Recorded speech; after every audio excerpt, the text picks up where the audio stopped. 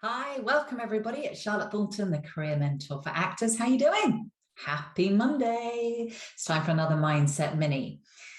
Quite a deep one today. I was going to ask you if you are who you'd like to be, because we sometimes just organically become who we are without thinking if we're who we'd like to be.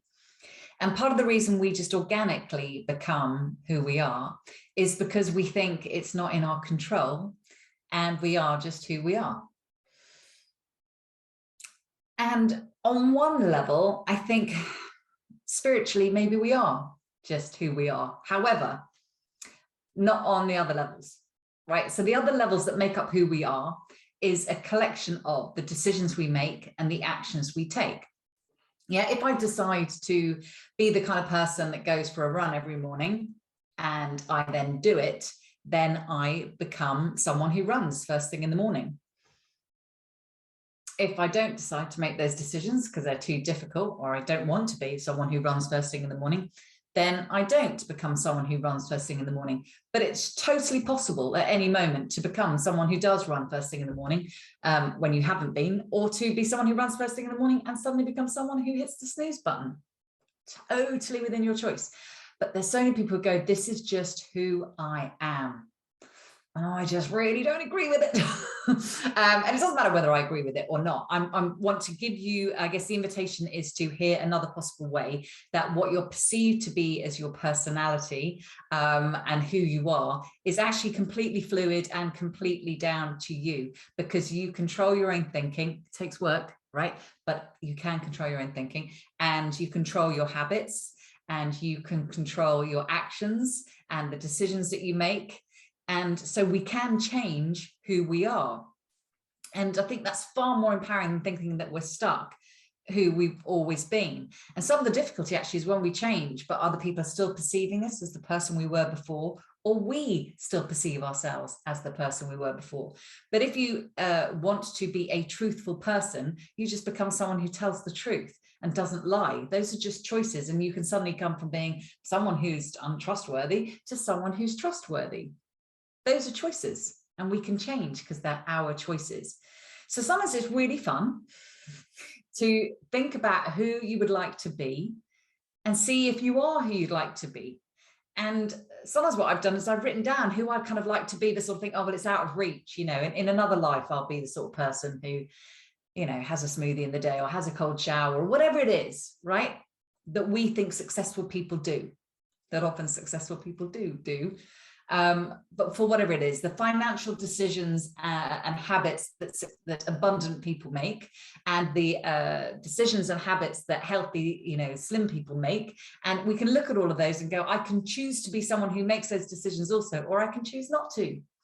As he says in The Slight Edge, easy to do, easy not to do, because often they're very tiny things that we have to do daily. And this is where I put my hand up. I like the kind of makeover, like it's all a mess and then it's all tidy. Yeah, like I'm a complete slob and then I'm like a fitness thing. Yeah, I'm not great with the little by little, because I like to see big dramatic results. Maybe because I'm an actor. I don't know. You tell me, are you the same? Is this an acting thing? We like drama.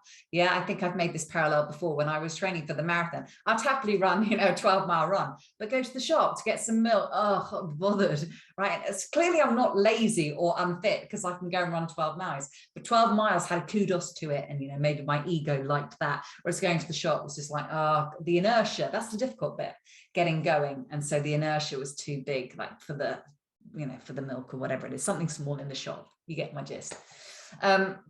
So I guess the invitation today is to write down who would you like to be if you know, that's just part of the idea of whether you can or can't change it. Let's imagine hypothetically and truthfully that you can change it.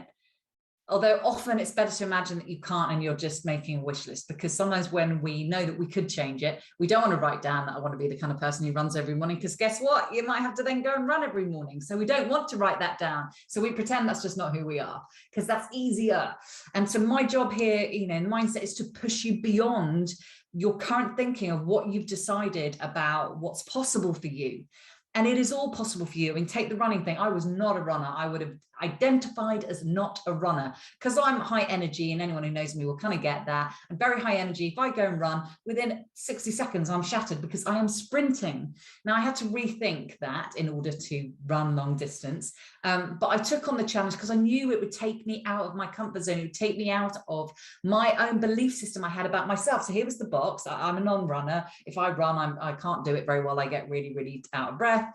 And then changing that to go, well, what if I put in the training? What if I put in the time? What if I slowed down my running and tried to just run for as long as possible instead of sprinting, and switched obviously into long distance running as opposed to sprinting?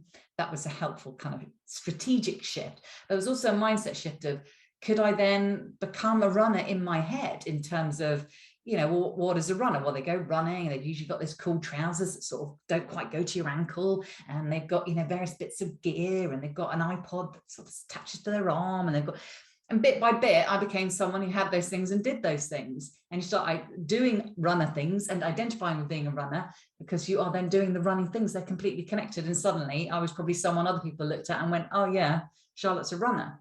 And equally, I've stopped and now I'm not a runner. So it's fluid. Yeah, who you are is fluid. And whether it's the running, the doing stuff, or whether it's, like I say, moving from being someone who isn't very truthful to someone who owns their truth, whether people like it or not, whether you move from being a people pleaser to someone who has good boundaries, or someone who's been a bit self-involved to someone who goes and does things for other people, it's all completely possible to do both. We're so many things, and it's constantly changing in the moment. Very few things about us are stuck in stone unless you decide they are. So the invitation today is write down who, if there was no barriers, who would you be? What does that look like? And can you be any of those things now? Or at least identify the barriers, which might be another thing. Maybe we'll discuss that next week. Limiting beliefs. Cool. But it's really exciting sometimes to get on paper and go, yeah, who would I actually like to be? And then we can start taking you there, because somewhere in you, you are already there. Because if you visualize it, it's already in some way, it's en route. Cool. All right. Have fun with it. If you like this video, hit like, hit the notification bell, share it with people on social media, and I'll see you next week. Have a good one. Bye.